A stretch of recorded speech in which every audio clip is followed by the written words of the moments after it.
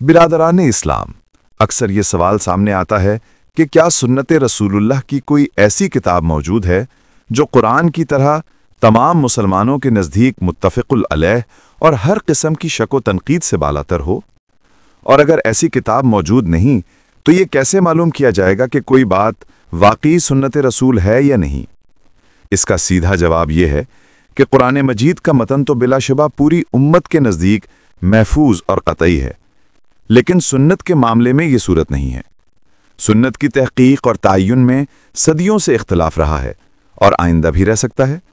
تاہم یہ اختلاف اس بنیاد پر نہیں کہ سنت بظاہر خود سند نہیں ہے، بلکہ اصل اختلاف اس بات پر ہے کہ فلاں چیز واقعی سنت ثابتہ ہے یا نہیں۔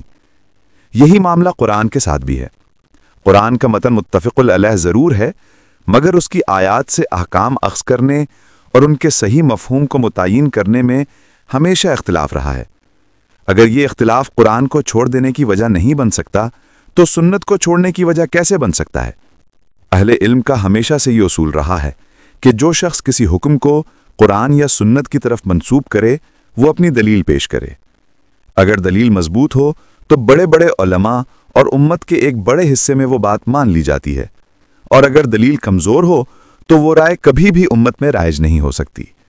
یہی اصول ہے جس کی بنیاد پر امت کے کروڑوں مسلمان صدیوں سے مختلف فقہی مذاہب اور ان کی تعبیرات پر مجتمع ہیں۔ یہ بھی ذہن نشین رہے کہ سنت کا ایک معتدبہ حصہ ایسا ہے جس پر فقہاء اور محدثین سب متفق ہیں۔ ہاں، کچھ امور ایسے ہیں جن میں اختلاف پایا جاتا ہے، لیکن ان اختلافات کے باوجود سنت کی حیثیت سند اور مرجع کی ہے، بالکل اسی طرح جیسے قرآن کی تعبیر و تفسیر میں اختلاف کے باوجود قرآن خود مرجع اور سند ہے۔ لہٰذا یہ سمجھ لینا ضروری ہے کہ دنیا میں کوئی بھی آئین یا دستور ایسا نہیں جو اختلاف سے بالکل پاک ہو۔